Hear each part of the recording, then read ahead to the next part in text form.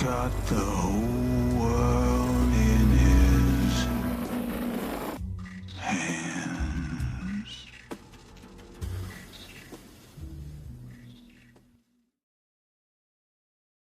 What's up, everybody? This is Fighting Duality Podcast. I'm here with Brian Bateman, Ghost Rider on TikTok. How are you doing? All right. How you doing this morning? Not too bad. Good. So I hear that you live in a haunted house. Yeah, something that we would never ever thought would happen in our lives, and didn't plan on moving into a haunted house, but here we are. I'll kind of give a quick background on the house and what we kind of first realized something was a little bit different. So my wife and I moved into this house in Fort Worth, Texas, in 2024. Not long after that, we noticed that something was a little weird because our dog, who always slept in a bed on the floor, wouldn't sleep in our room. He would just come out every night. If we closed the door, he would scratch on the door to get out, and always come up to the front part of the house, which is actually where I'm in right now. So out of all the other houses that we've lived in, this never happened. So we were like, why is he not sleeping in our bedroom? So yeah, that was the first thing that kind of, tipped us off to something was a little bit different here, for sure. Yeah, you got to always pay attention to when the animals react. Yeah, I always heard about the animal thing, and I completely believe the animals, the animal thing, because that our other dog too has had some weird behavior. We have two dogs. We have one dachshund, and then we have one. I think she's a Shih Tzu poodle mix, and she's a rescue, so she's kind of skittish anyway. She's better now, but she's also stared at corners, and just looked at things that aren't there, and won't go into certain rooms sometimes, and yeah. So both the dogs have actually exhibited weird behavior, and it's not all the time, you know. Well, now my dog will sleep with us, but it has to be in the bed. So he'll sleep with us in the bed only. So yeah, that's great. So we had to Security get used. blanket. Yeah, because we just got tired of him just going out and leaving every morning. They come back in, or leaving every night and then come back in the morning. He just I got tired of it, so I just kept him in the bed. It made it easier. So, but yeah, if we put him down like tonight on the floor, he would go out, wouldn't stay in the room.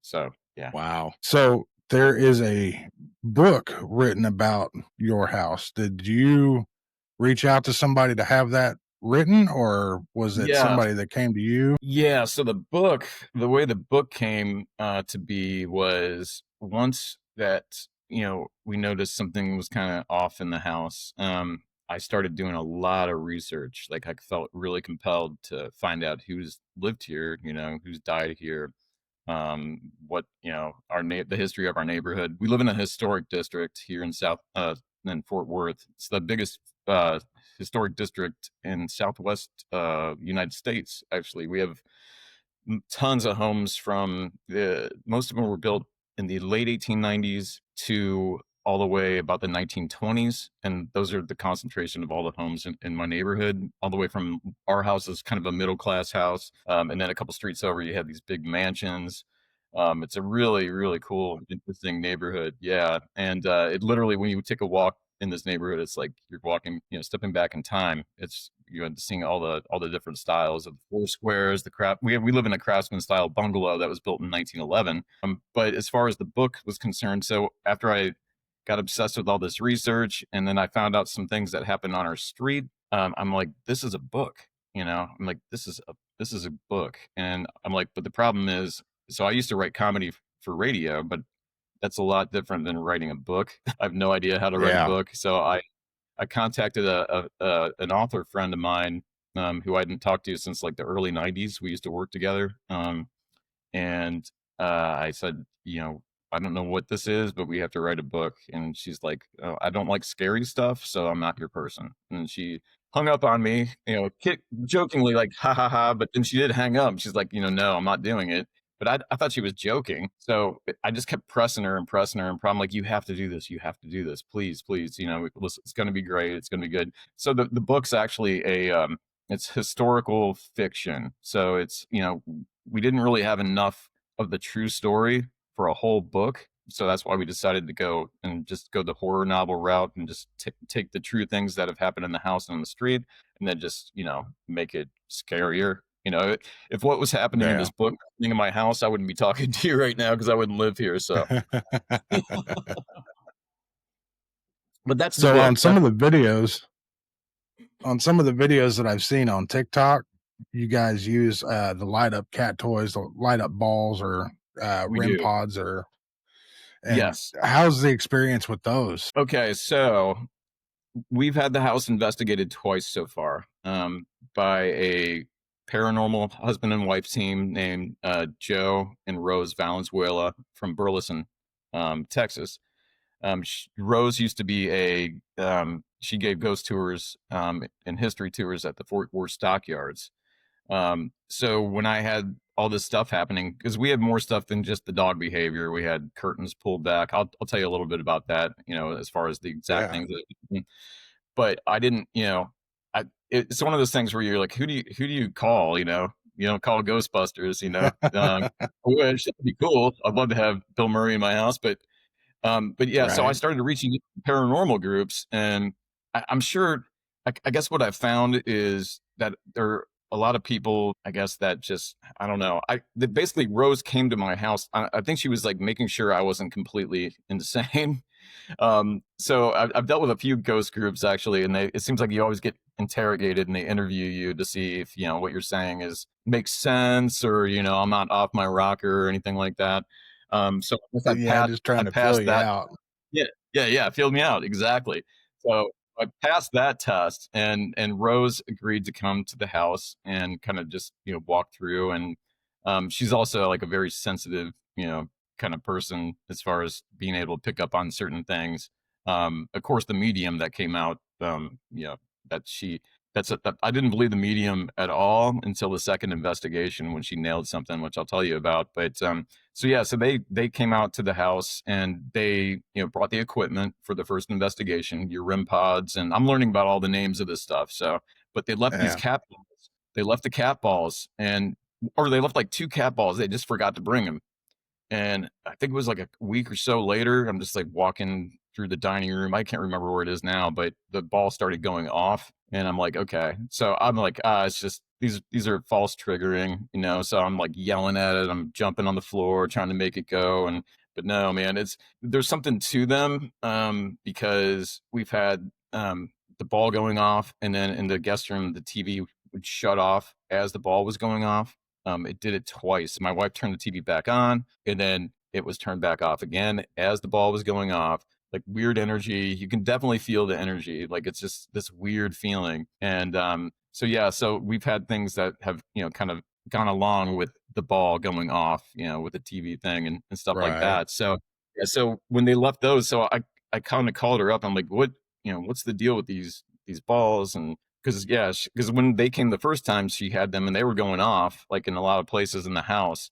It seems like when they come, it really stirs things up, because especially when the medium comes, because both nights that they came two separate investigations months apart, and both times were pretty intense, pretty wild.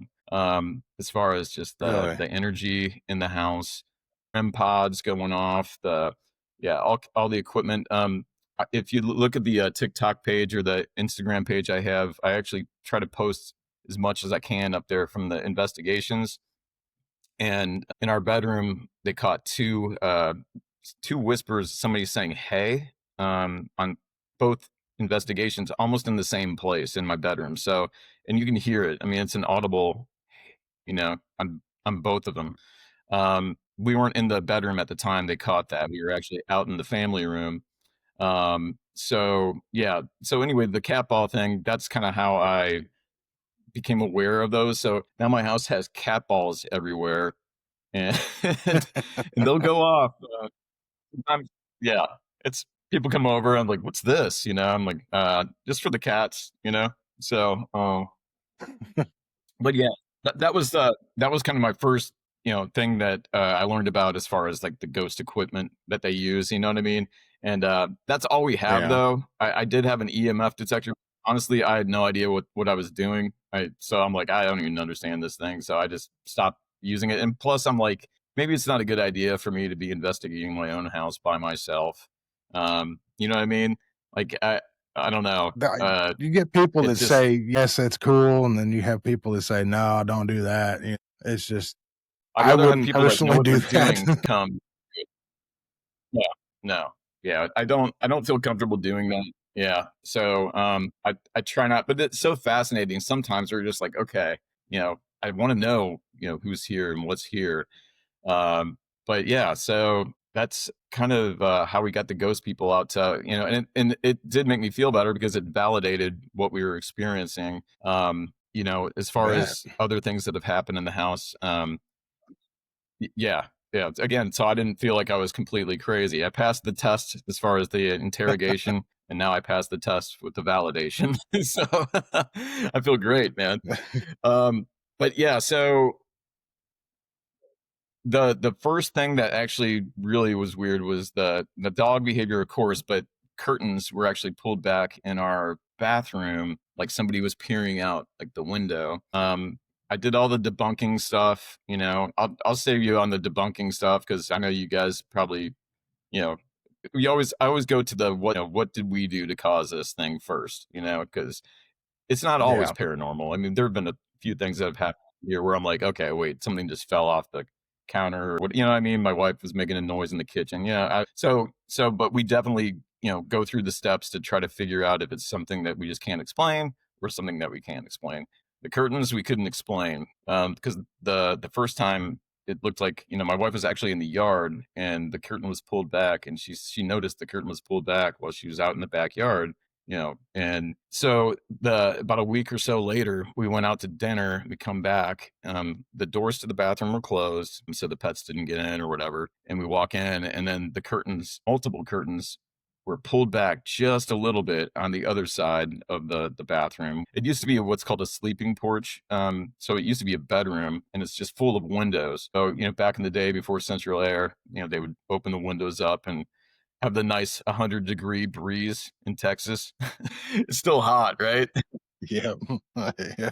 But yes, that's why they had the sleeping porch. Um, so that was the second thing that happened. And then after that, I don't know if it was a month, couple months. Like these things don't happen every day. You know what I mean?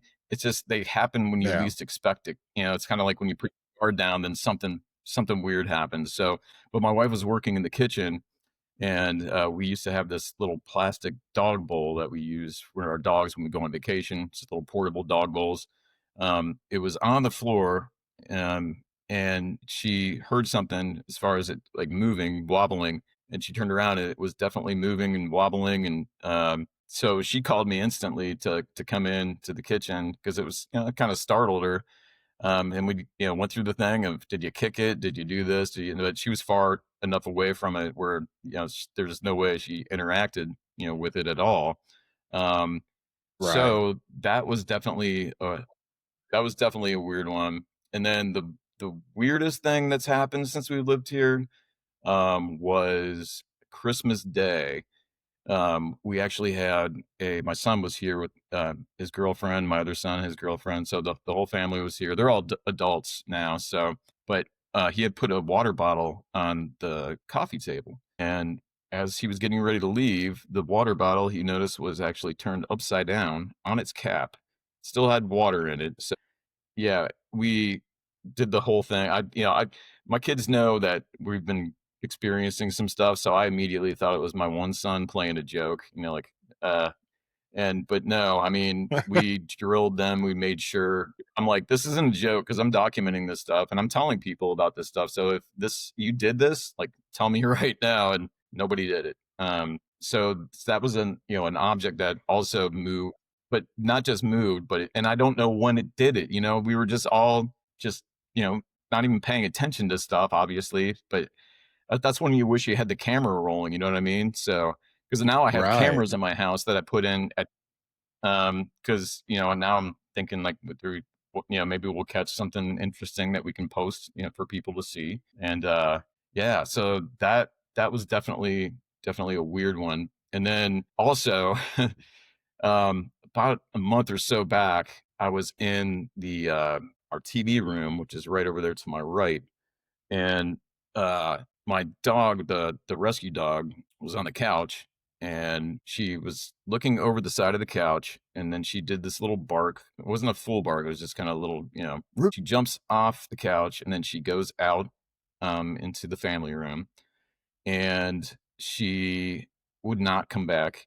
into the TV room. And that was very odd for her. She had never had an issue ever going into that room before, which is funny because actually my other dog loves to go into that room at night. That's the room he would go into at night. So, I'm not, I guess there's something good in here, something bad in here. But there's definitely a really weird energy in the TV room. The paranormal lady was actually, when she first came here, felt that spot where he barked at, and like said, yeah, definitely there's something here. So we're going to investigate that next time. We're going to do more into the TV room because we usually hide our dogs in there when they're here. So now we're going to hide our dogs somewhere else, and we're going to focus on that room and then also the guest room. And I'll tell you about the people that have passed away here in a minute after I finish this one. Wow. But yeah, Okay. so I so I grabbed my phone, I recorded it, her not coming in. I was trying to get her to go in. She was like looking at the ceiling. She was just being really weird, and then she just walked away. But so later that day, she came back in. She's on the couch in the same spot. I'm on the couch in the corner, and it's quiet. I'm just on my phone. And that's when we both heard somebody whisper hi. And she looked at the spot where she barked at earlier, and that's exactly where I looked. We both looked at the same time, and it was inside. I did everything I could to think like this is probably from the outside. This is something no. But then it just, with her barking and not coming in earlier that day, and then all of a sudden we hear that in the same spot later that day. That one kind of was a little freaky. I called my wife. I always call my wife when something happens. She always tells me when something happens. So I was like, oh my gosh, I just literally heard somebody say hi. I swear to God. So that's the third audible voice that we've actually caught in the house. We caught two hays in my bedroom on two separate investigations, and a high in that room. So yeah, there's definitely something here. Yeah, and we're trying to find out who's here. We actually have three people that we know that we think are here, and if you want to get into that, I mean, I can tell you the stories of the Yeah, absolutely. when I started doing all the research. That's okay. Well, I'm doing all the talking here, man. So no, absolutely. That's what I'm here for, man. I want to hear your stories. I have stories, but I can do that on my own. That's why I brought you here. I know. People don't want to hear me talk. They want to hear everybody else talk. All right. Okay. Well, so anyway, so I'll go to the people that have passed away here, and this is an interesting part of the story. So when I was doing all the research, we found out that 5 people have passed away in the home. I have the obituaries, I have the death certificates, and I also actually friended the son of a lady and gentleman that lived here. He's like 68, 69 now, and I found him on Facebook, and he actually was kind enough to come to the house and walk around with us and kind of tell because he lived in the house in the 60s. And I think he moved out like probably the early 80s from what I understand. But he never said anything about hauntings. I actually asked him flat out after we had some weird things happen. I'm like, is this place haunted? And he's like, not to my knowledge. So I'm like, okay, well, yeah. So, apparently he didn't have any experiences, when he lived here, but going to the people that have passed away, the first person that we found was a veteran of the Civil War. His name was Elisha Morford. Wow. He actually was a Union soldier in the Indiana 68th Infantry, Company C. He fought at the Battle of Chickamauga. He was captured at the Battle of Mumfordsville. He fought at the Battle of Nashville, the Battle of Chattanooga. I mean, he fought in some serious battles in the Civil War. So it was really, to me, fascinating to really, to think that a Union soldier passed away in the house. It was January 18th, 1914. Yeah, and we're pretty sure he was probably sleeping either in what is now our bedroom or what used to be the sleeping porch, which is now our bathroom. And that's the area where we caught the 2 hays. And the whispers do sound like a man. I'm not saying it's him, but there's definitely something going back on. And I mean, really, actually, there's something that's kind of happened in every room in the house. So the cool thing about having Alicia here, he was a Union soldier in Confederate territory. I'm in Fort Worth, Texas. So Yeah. for a former Union soldier be down here, it's just like, and interestingly enough, on his death certificate, they spelled his name wrong, and they said he was an Irish immigrant, and they said that his wife was a witness to whatever, but he wasn't married. Like his wife had passed away like long time prior before him moving down here with he was a great uncle of one of the ladies that lived here. So that's why he was down here. And they came down to work at the railroad. I lived like right across the street from what used to be called the Frisco Yard. And they were switchmen at the Frisco Yard. And then so they brought great uncle Lish, I think they called him Lesh or Lish, down, I guess, just because he didn't have any family back in Indiana where he came from. So that was the first death. The second death I found out was on December 26th, 1919. Her name was Anna Lubbock Kennedy. She was a daughter of the Republic of Texas. Her dad's name was Thomas Saltus Lubbock, for the city of Lubbock, Texas, is named after. And he was a prominent figure in the Texas Revolution. Um, he actually co-founded a group of fighters called Terry's Texas Rangers. And during before the Civil War started, or once it started, I'm not sure when, but he actually went and met with Robert E. Lee, or it was either Jefferson, I think it was Jefferson Davis, and offered his services, offered the fighter. They had a really good reputation as far as being a fierce fighting force. So, of course, he was, I think it was Jefferson Davis. I'd have to look back. I'm pretty sure it was him. But he was excited to get them to fight for the Confederate cause, right? So it turns out that Terry's Texas Rangers actually fought in several battles against the Indiana 68th Infantry, Alicia's unit. So obviously, we don't know if they saw face-to-face combat. It's a huge war, so there's Right. the odds of that are probably pretty slim. The weird thing is, she passed away probably in our bedroom or that back room, from what we decipher, less than 5 years of when a Union soldier who battled her father's, fighting group in the Civil War, they both passed away, in this Wow. probably the same part of the house. So you had a Union guy and a daughter of a Confederate, and I'm sure she was a Confederate as well, right? So yeah, we got the little mini Civil War You would battle going think. on in our bedroom. So yeah, yeah. And the day So after I thought that was Christmas, nonetheless. fascinating. Actually got Yeah, the day after Christmas nonetheless. And the day, Christmas Day is when we had that water bottle turn. So I'm not saying, it was Anna, but there definitely was some weird stuff happening, Christmas Day. She passed away the next day. She had family here in Fort Worth. Actually, we found one of her sons lived on a couple streets over from us. Her daughter lived a few streets over from us. So she had moved from, I believe, Galveston, Texas, up here to Fort Worth. Yeah. And so that was the second death. The third death is why Ghost Rider exists. And we definitely think Harold's still here. And we actually think that he may be guiding this whole thing with the book. And the reason we say that is he used to be a writer for the New York Times. He broke the story that DuPont invented nylon in 1939. And I'm still looking for the article, supposedly a front page story, but I can't find it anywhere. But I have documentation that he did write that. And his obituary, like one of his coworkers wrote a tribute to him after he passed away, and talked about the history of him working, for the New York Times. He worked for the San Francisco Chronicle, the Denver Post, and then ended up here in Fort Worth, um, writing for a financial column called "It's Only Money with Harold Monroe," and he wrote that here in Fort Worth for about 20 years. And so he passed away in our family room, March 17th, 1977. So in the year 2007, I actually got a 4-leaf clover tattoo on my wrist here. That was the year that the guy I wrote for in radio retired. So that year I got this 4-leaf clover tattoo because, number one, I figured I needed all the luck I could get to get another writing job like that, because it was the perfect job. I loved it. It was a great, great, great job that I did for 3 or 4 years, I think. And then, of course, he retired. But Also, just as a reminder that I'm a lucky person. Things could be a lot worse. Woe is me.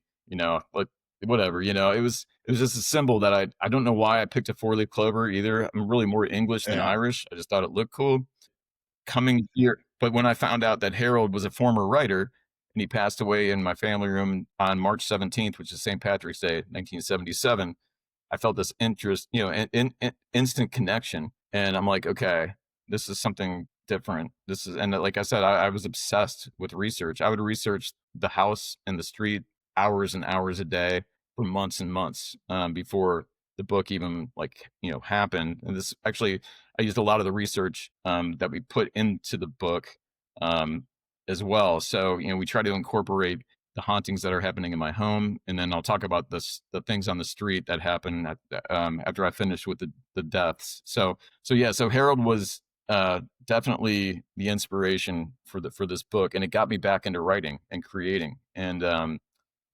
whether it's paranormal or not, we think it is, but it's still, he inspired me to get back into this and kind of find a niche of something that I'm good at and I can do. It seems like people are interested in the story. So it's been great. It's been a really cool experience. Something I never thought again I'd be doing. I never intended to ever write a book in my life. Uh, so that's Harold. So after Harold, and I can go into the weeds with Harold. I could talk to you for hours about him. There's other stuff, man, but I won't. It gets really kind of. It's not exciting for a lot of people. I'll leave that out. But the next death was his wife, Martha. So Martha lived here they moved in the late 50s, I think like 1957, I believe. And she passed away in 2009, also in the family room, because it's her son told me that his dad died of a heart attack in our family room, and his mom passed away of just old age, natural causes, in the family room as well. But she passed away on October 31st, 2009, Halloween. Wow. Halloween in our neighborhood is like Oh man. Halloween in our neighborhood is huge. Like, it's the biggest. There's a huge party. They shut the streets down. People come from other places just to come, trick or treat in our neighborhood, especially at the mansions, because they get like the full size Milky Ways in the sticker. I have the little fun size Yeah. here with they get the full size when they go over to the right. So, but yeah. So apparently, Martha actually loved Halloween, I was told from somebody that knew her. And just, it was just kind of like, oh, what else can we find out here? We got the Civil War drama. Now we get into the New York Times guy, and then she passes away on Halloween. So, and I'll tell you about some things that have happened in the kitchen, because we have a residual haunt, we believe, in the kitchen, as well as an intelligent haunt, which we think is Martha, because Martha lived here so long. She was the longest resident in this house from anybody that's ever lived here. And I'll tell you about that after the last death. Okay, so let's see. So Martha passed away in 2009, and then there was a guy that moved in with her named Walt Julian, and Walt was kind of he was like a junk guy. He basically just went around and just collected junk, sold it, and that was just his thing. But he apparently moved in with Martha probably the early 80s. So he was kind of like her husband, but they didn't get married because they didn't want to mess with the Social Security. And so they were just together until Yeah. she died. And then we found out that Walt passed away February 3rd, 2023. And we do know he passed away in the guest room. That's where the TV's shut off a couple times. The cat balls go off all the time in there. So we think that it might be Walt still here because he lived here for a long time as well. I mean, 84 to 2023. And so, he obviously probably loved this house. I think she probably loved this house. So, and it is it's a really cool house. It really is. I mean, we're lucky enough that we still have like the pocket doors and the box beams and built-ins and a lot of the original features that were just not touched in this house. Yeah, the original floors. Yeah, we got really lucky because a lot of these houses people just gut them and then just throw in like Home Depot stuff. And so we try to actually kind of Yeah. decorate to take it back to kind of 1911. We have a lot of antiques all over the house. But yeah, so Walt passed away February 3rd, 2023. We moved in February 4th, 2024. And then, started discovering all this stuff, after I was researching, asking neighbors. I mean, I've met neighbors and talked to people that knew, Walt, knew Martha. So, I'm trying to get to kind of know who they were in life, to see if it's relating to something that we're experiencing here at the house. So, Yeah. that's the death.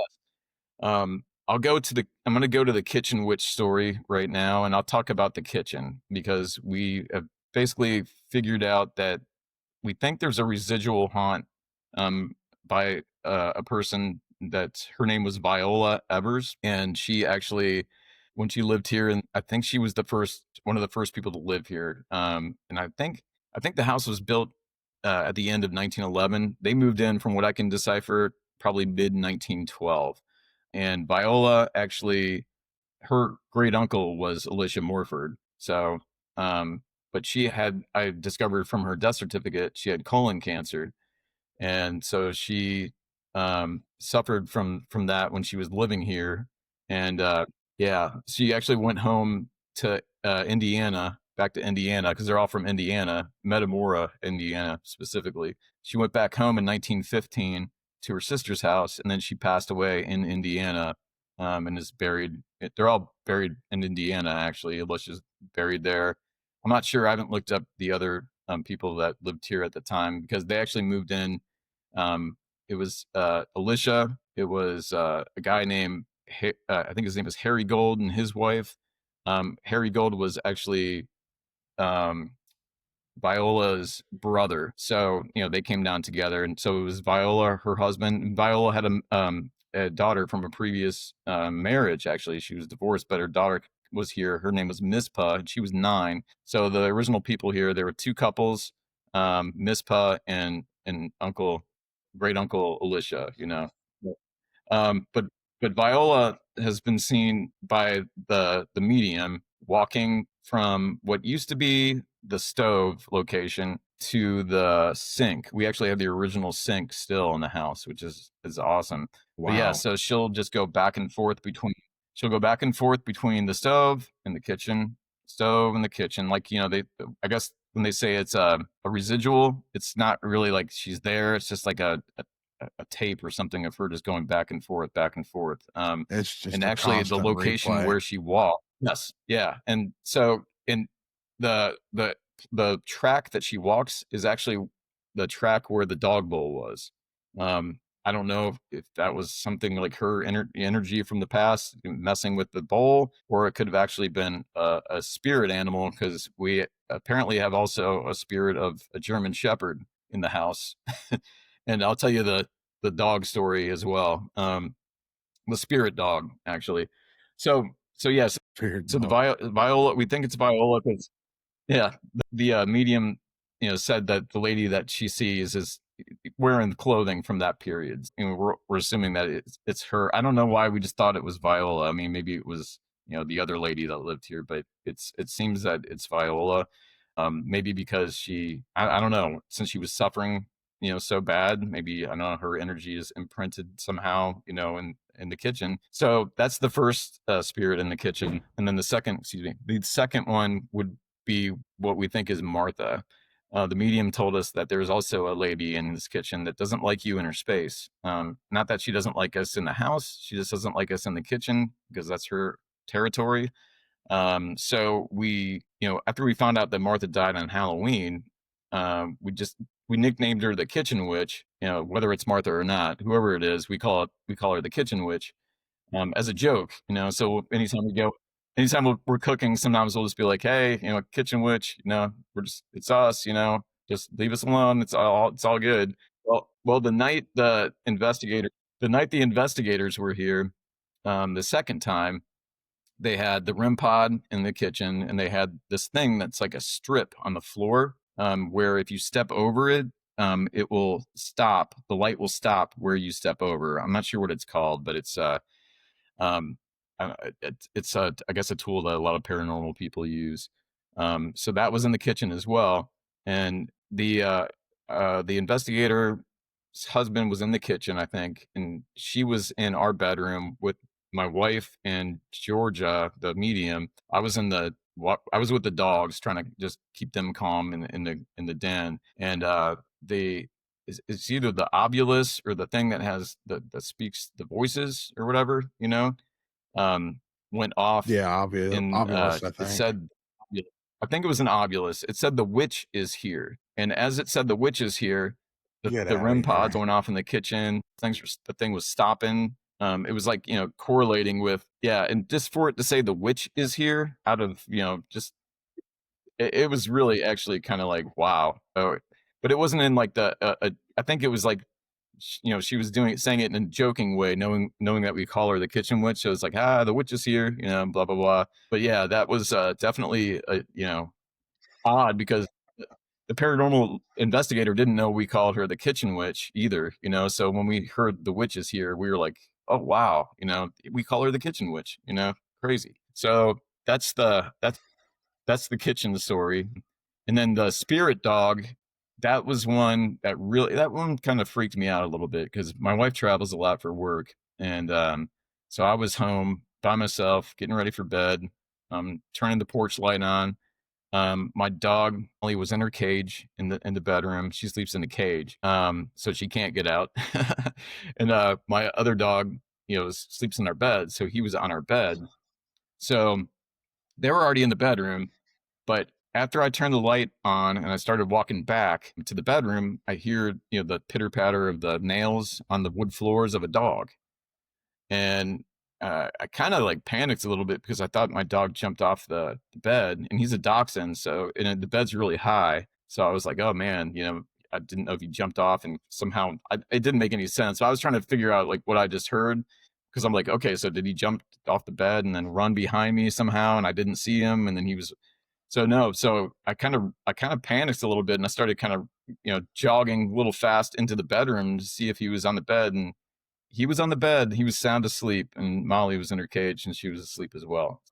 That was weird. And like I said, the Wow. medium said that she said we have several animals here, a lot of cats, and the dog, the German Shepherd. I do know that there was a German Shepherd next door at one point, but I think that pretty much covers what we've experienced since we've lived here, from the paranormal stuff so far. And like I said, we moved in February 4th, 2024. So we haven't really been here that long. So it's kind of a lot to me, at least, that we've experienced all this stuff Yeah. so far. Um, yeah. So that's That's pretty that's kind wild. of So the yeah. when you guys were looking to buy a house, did you guys drive by this one and was like, yeah, this, automatically say this is going to be the house? Did you feel drawn to it? I did. So we were looking between this house and another house on a couple streets over, and kind of going back and forth as far as the work needed. There was some more work that needed to be done on the other one, but I knew right away when I walked in this house. I told my wife, I'm like, I could live here. I just felt like it felt good. It felt like home. Felt comfortable. I mean, it was beautiful, all the original details that you don't find in a lot of these houses. So yeah, I was sold pretty much immediately. And yeah, we were actually living in an apartment at the time, and kind of trying to figure out what part of Texas we wanted to live in. We always loved Fort Worth. We used to live in a town called Frisco. We had a house in Frisco, and then we moved to Galveston, then we moved to Florida, and then we moved back to Frisco in an apartment. Our kids live here, so we wanted to be back with our kids. And then we decided that Fort Worth is a great place to live, not only because of the historic district and the old homes that we love, but just there's Fort Worth's a really cool town, and the stockyards are cool. There's a lot of cool stuff around in this area. Yeah. So, but yeah, I did kind of have that feeling, right, that I was drawn to this house. And I mean, if we bought the other house, I wouldn't even be talking to you right now. I mean, the story wouldn't even be, there would be Right. no book. There'd be none of this. And that's why, I feel such a strong I connection to was Harold. And I think that he might be having a hand in all of this. Yeah, it's wild. the tattoo, him dying on the 17th, you being drawn to the house, the book being written. I'd say there's a strong connection between the two of you. So Yes. that's really, Yeah. really cool. It's like, and I'm so grateful to him too because, we're empty nesters now. Our kids are grown, and I was trying to figure out what to do. So I was a stay-at-home dad for years. My wife's career took off. So that's why I love the radio thing, because the radio thing I could actually do from home. I just wrote whatever I wanted to write, send it in whenever I wanted to send it in. They would buy what they wanted, so I made some money. It was great for a stay-at-home dad, and then when that dried up, I was like, man, I was so bummed because it was just such a perfect opportunity for me. But yeah, now getting back into creating and writing, and I mean, it's like I have such a passion for it. And now I have a passion for researching, and this got me into the ancestry. I signed up for ancestry.com. I signed up for newspapers.com because this is how I found out this information. um you know yeah, it's like it changed my life. I mean, this is like my life now. Every day I'm just I'm well, I'm trying to sell the book, obviously, because this is how we make money. But I also want to tell people the true story behind the book, because if they know the true story behind the book and then they read the book, they're going to be like, oh wow, okay, oh yeah, I remember that when you talked about that. And because we did put a lot of that into the book. Now I'll kind of get to, I guess, would be a good time now to talk about the true crimes that I discovered on our street. Now, we're not on TikTok, so do I have to say unalived, or can I say I would murder? say unalived just because we go to YouTube, but Yes. I am 18 plus on All right. YouTube, so Okay. I don't think it matters. But Yeah, I'll say I've learned that too. Like, you have to kind of because I've been on TikTok and I'll just be like, say that the words, and then next thing I know, I'm like yeah, flagged, and then I'm like, oh my god, I'm not used to that, man, because like I'm 53 years old, and I used to write comedy in the early 2000s, and like you didn't really have to worry about that kind of stuff back then. So it's just like it's just different for me. But yeah, I understand. You have to respect that. It's their rules, it's their platform. So I'm trying to respect their rules as well, So if I don't like it, I can start my own, right? But anyway, so I'll get into right. the true crime stuff I discovered. So as I was researching the home and the people, I also started coming across articles of things that happened on my street. In 1923, there was a huge fire, an explosion and fire, a few houses up from ours, that destroyed like 6 houses, I believe. Nobody, I don't think anyone was killed, thank goodness, but it was a pretty big fire. So yeah, there were like, I think 6 houses affected. Um, so that was the first like major thing that I found that had happened on our street. Um, then in 1998, I found an article about a guy who unalived his grandmother with his fists. That happened 2 doors down from me. And uh, I guess they had found some satanic stuff in his, I don't know, in his notebooks or something, or so there was some speculation. There might have been Jeez. some satanic stuff involved. They never proved it, I don't think, and he may have used that as a scapegoat too, but they definitely found him doing some drawings. So I haven't really researched those cases. I don't really I mean, true crime it's interesting, but I don't know. I have so much going on with my story. I haven't really dug into that. I just whatever I read in the paper is, all I know. So I know, what everybody else would know that read the article. But yeah, so that was Right. 2 doors down. Okay, so a few houses down from that, and across the street in 1999, two people were unalived from a break-in and blunt force trauma on both of the people. That is still an unsolved crime here in Fort Worth. They never found out who did it, but yeah, that happened a year later in 1999. Jump to 2020, on the block down from us. There was a mother who unalived her 4-year-old um, with a knife, because she said she was hearing voices that said if she didn't do it, something worse was going to happen to her. So she did that, and she put her in a trash can and called the police. And then when the police got there, she basically just admitted I did it, and I was told to do it, whatever. So yeah, that happened. And again, this is all like within walking distance from my house. This is all in pretty close proximity.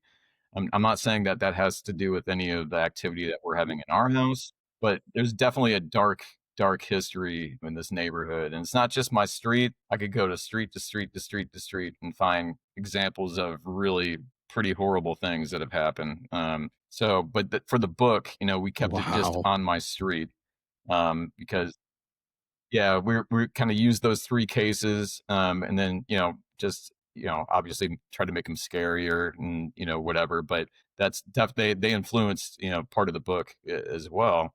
What we made the victims though is we made the victims like the angels in the book and the good people in the book. Because it's unfortunately when people I think pass from a violent crime, it's people don't like to go back and I don't know. It's almost like they're forgotten because you shouldn't talk about it. You know what I mean? It's like, they didn't do Right. anything wrong. They were victims. So I don't think it should be, I don't think it necessarily should be buried. It shouldn't be, I try not to, I don't think it should be exploited, but, I mean, it's history. It happened and it is what it is. Yeah, I was just, but when I found out about that, I told my wife, I'm like, where did we move? What, like, what is this? But, now I mean, it's a beautiful neighborhood. It's definitely different, than it was. I mean, it was uh, designated a historical neighborhood in 1990. So really, after the 90s, that's when people started kind of coming in, fixing the houses up, restoring the houses.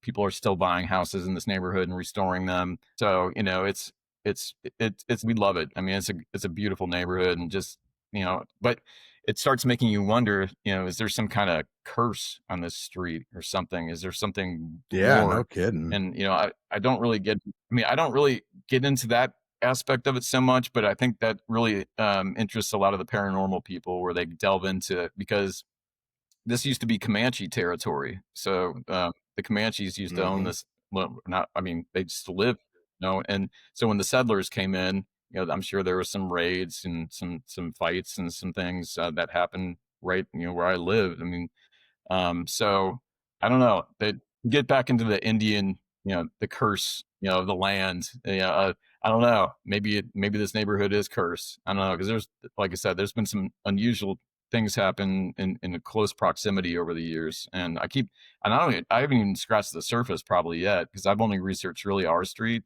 I'm starting to research the street behind us now, and I've already found like bad things too. So it's yeah, and then Man. I think that yeah, it's a lot. It's a lot. So yeah, that's kind of where we're at now. But yeah, so the book, so here's the book. So it turned into a 320-page horror novel. Um and it's for an independent publisher, it's doing pretty well so far. So we're, happy that people seem to be enjoying it. It's been compared to The Shining, and Haunting at Hill House, Poltergeist. Yeah. So Jen, the author, really went for it, man. I guess she figured that since this was out of her wheelhouse and she's scared of scary stuff, she might as well try to just go ahead and just get out of her comfort zone and really go for it. And man, she wrote some stuff in this book that I was like, I don't know if I'm going to keep that in here, but we did. So there's there's some parts in there where you're like, man, yeah, but she did a great job. I mean, she had a hard task because, I didn't really have a story other than just what I'm telling you. So I'm like, okay, now make that a book. Go. You know what I mean? So the book's basically about a former comedy writer. The book's about a former comedy writer from Ohio who moves into a haunted house in Fort Worth, Texas, and becomes obsessed with researching history and discovers things in his house and on his street. Yeah. So the book's kind of like based on this whole experience. You know what I mean? As far as what I've experienced, and the character's kind of me. Um, so yeah, it's a really unique book. I'm not sure that anything's really been written like this before.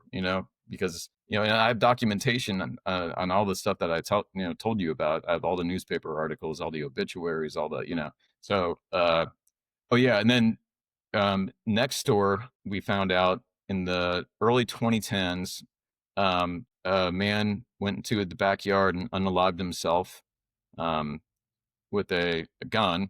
I don't know if you can say gun, but um, that was his his name was Sam. I actually met his girlfriend who had lived there at the time, and she won't come back here because she's still traumatized. She lives in the neighborhood still, but she won't come on our street because of what happened next door. And she's still, yeah, which is understandable. You know, that's a horrible, horrible thing. And then I did find out too on the other side of me in 1911, a 16-year-old, and her name was Irene, I think Lutenbach, something like that. I have it all written down. But she passed away from typhoid fever in 1911 on the other side of me. So yeah, it's a lot. It really is. So that's kind of my story so far, and it's still being written too, you know, because like I said, things continue to happen in the house. You know, we're bringing the investigators back again to try to keep discovering what's here and why it's happening. So yeah, I think I've pretty much covered most of the stuff. Man, that is wild. Where can we find the book at? Okay, the book is on Amazon. So it's called Ghost Rider by Jennifer Brasington Crowley. I created the concept and kind of helped co-write the story. So yeah, here it is right here is the back cover. I like the tagline she wrote. She said, um, Ryan learns that my character in the book's named Ryan instead of Brian. How creative that is, huh? I named him Ryan O'Connor because he's like Irish, you know, and he has a 4-leaf clover tattoo. So, um, but it says Ryan learns that on Henley Avenue, the dead don't move on, they move in. That's the tagline she wrote on the back. I thought that was great. I thought that was a really good line. So she's a really That's talented writer awesome. too. She's written several other books. But like I said, this was way out of her wheelhouse. Yeah, yeah. But she did a great job. We put a couple pictures in the book, a couple some of the real articles, back in the newspaper. I mean, there's some other things I could talk about that we did in the book, but again, I'll get into the weeds. I think we pretty much covered the crux of the whole story right here with everything. If you have any questions, man, let me know. I'd be glad to answer anything. Yeah, I mean, you covered a lot of stuff. There's just so much stuff going on. I'm just amazed that you're able to keep it all together. Oh, well, you know what's cool? Here, let me grab this. Hold on. So my daughter actually got into researching with me. She was a huge help. She actually was the one that found the Anna Lubbock Kennedy obituary. And then for Christmas, she put this book together for me, and she kind of cut out some old articles of things that relate to the house, people that have lived here. Yeah, we have and so we're gonna always keep this book, whoever the next owner may be, as part of the house, and they can keep adding to the history of the house. So yeah, I keep it on my coffee table, and you can just kind of look through it to learn about who lived here, and because this used to also be rented out a lot until 1957, when the Monroes moved in. The back rooms were rented all the time to a lot of different people. So there were, babies born here, just all kinds of people coming through, a lot of military people. Yeah, I found just so many people that have lived here, and I still haven't found them all. Yeah. Oh yeah, there's one more interesting story too. I think it was also in 1914. There's an article that I found. A kid named Ray Roberts and his buddies were hunting. They were going squirrel hunting or whatever, and they went across the street to the railroad tracks. And I guess Ray was on a top of a boxcar, and the rifle he had unfortunately misfired and hit him in the head. And he fell from the boxcar and passed away, I think 30 minutes after that. But I have an article that his buddies ran to my house to call the ambulance. And the guy that called the ambulance, his name was Frank Wise. And Frank was actually a servant of the house back then. There used to be a back house. I was so bummed the back house didn't survive, but yeah, there was a back house that the servants lived in. And it's like, it's not that like the people that lived here were like really super wealthy or anything, but it was just kind of, I guess, normal back then that the back house, would be the servants, and they, would help the families and everything. And so throughout the whole neighborhood, there's all these back houses where all the servants used to live. And back in the alleyway, they actually used to have like parties and stuff just on their own. The servants would like get together and have little, um, parties and activities, and almost like their own, yeah, like their own kind of their own world back behind in the alleyways and stuff. And because I've also I got a book on the history of the neighborhood, so I also learned a lot about the history of the neighborhood. So yeah, it was kind of interesting. But so from the get go, I mean, this house has experienced a lot of trauma and tragedy, and and I don't know again if that's part of what's going on here. Yeah, that was another story that I found when I started searching the address that popped up. It's like, wow, yeah, it's pretty wild if you really think about it. So, but yeah, that's it. So yeah, the Oh, book's on Amazon. If y'all would love to, I'd love for you to read it, especially now that you know the story, and that the people that see this, if they read the book and they hear the story, I think you'll really enjoy the book that much more. Because like I said, that the way we incorporated the reality with the fiction, it's I think it was just it's something different. It really is. And I mean, I already have plans for a second book and a third book, a prequel. I just have to convince Jen to write these now. So she's like, I'm not doing this again. So, but I'm like, yeah, but if it sells, Jen, I'm sure you'll do it again, right? If we start making some money, so like I'm it or trying to. not, you're in it now. She's writing one of her. Yeah, she's part of it, right? I mean, so I'd love her to continue on as the author because, like I said, I love the way she writes. I don't even really read honestly, but from what I haven't even read the book completely yet, but because it's actually like some of the stuff that she wrote, it's like I don't want to think about that being in my house really. So plus, like, I just don't read a whole lot of books, honestly. I'm more of a watch TV kind of guy, and I'd rather listen to like the audio book. You know what I mean?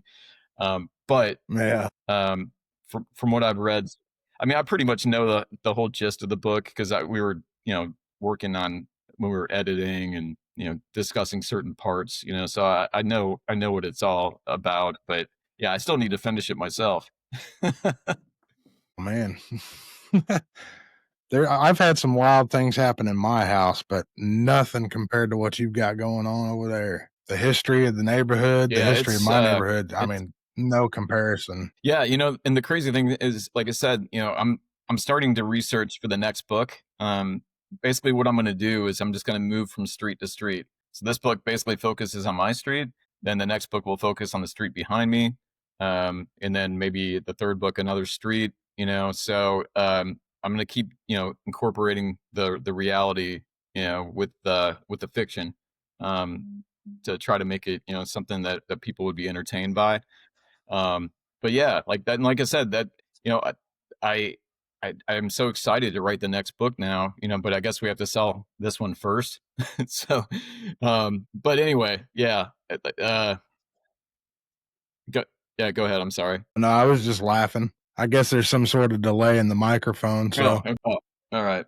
But yeah, I mean, I think that's it, man. I'm sure I forgot some stuff. I'd probably like, oh, I should have told him that. I should have told him that because like I said, there's so much to this that a lot of times when I start telling people this, they just their eyes just kind of gloss over and they don't really because they just want to hear the curtains being pulled back and the the stuff moving and the whispers and the highs, and which is interesting, of course. But to me, like I'm so much more fascinated with the history of the house, and you know I'm trying to figure out why this stuff's happening, and I'm a firm believer that you got to know your history, and if you're investigating anything, know the history of the place you're investigating. Know, just do it takes time. It takes a lot of time to do the research, but in a lot of cases, though, the research has been done for the person too. So you kind of know, but that's why, it was interesting to me. I felt so compelled to learn as much as I could about the house, and I'm still learning about the house. Like, I'm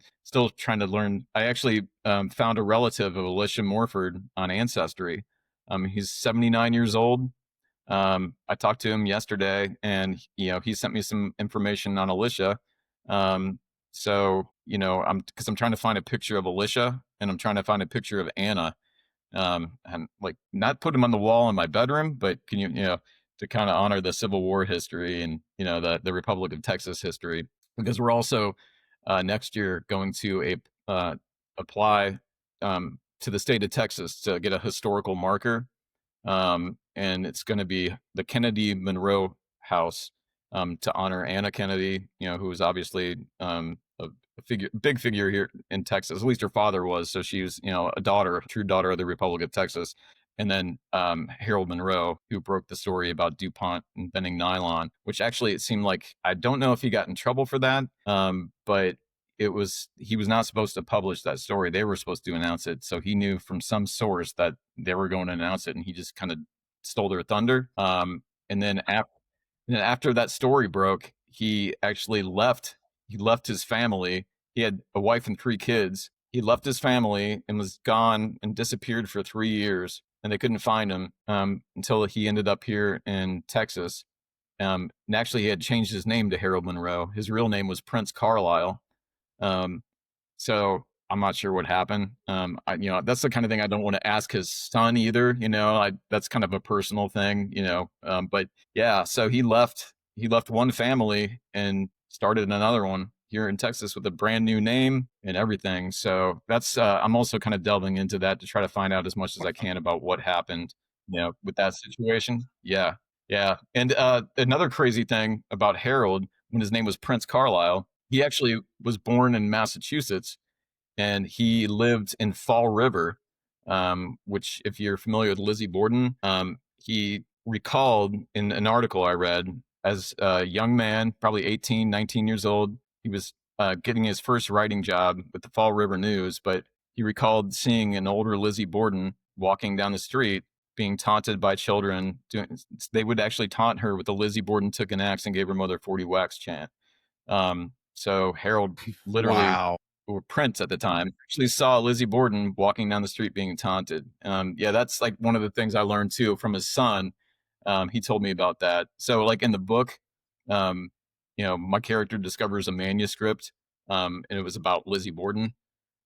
So like little things like that we did with the book, to kind of honor his history, So yeah, yeah, that was another that was kind of a wild thing to discover, Yeah. So on that note, I think that's about it, man. All right, man. Well, I appreciate you telling me your story, kind of giving us all an insight onto what's going on around your house, and definitely about the book. I'm gonna have to go get that. That's for sure. Yeah. I think you'll enjoy it, especially now that you'll start being like, oh wow, yeah, yeah. Definitely. I mean, it sounds really good. I'm like you. I'm not a real big reader. I'm more of a TV kind of guy, but I'm absolutely gonna have to go get that book. Well, I appreciate that, man. I appreciate you. And thank you so much for having me on and giving me this opportunity to talk about the story, because it's a lot. I don't think everybody, has the patience. I ramble all the time and why I ramble now, because there's so much in my head about this that it's like I have to get it all out, and I don't know exactly where to start. This is why, like, when I was on the podcast with Dave, I didn't really have anything kind of down in my head. That's why I didn't like the live situation, because it's just like Yeah. I kind of came off like really nervous and really just kind of rambling, and people are like, "Is this house even haunted?" Because I'm sitting here talking about Civil War and all this stuff, yeah, so it my head's always racing with just stuff. It's overloaded with all this, and like I said, I'm finding more things out too. I mean, I'm sure there's stuff on my street that has happened that I haven't discovered yet. That I'm going to keep coming across, because I keep talking to neighbors too that have stories as well. Because not just my house has hauntings. I mean, there's other houses that are haunted that I know of, too, in the neighborhood. So yeah, so that's that. All right. Well, this has been Brian Bateman on Fighting Duality Podcast. We enjoyed having you, and we definitely look forward to seeing more of your stories on TikTok. Thank you so much. Yeah, I'll keep posting as things pop up. I'll keep putting them on TikTok. All right, buddy. I appreciate it. All right, man. It's nice to meet you. Stay in touch, all right?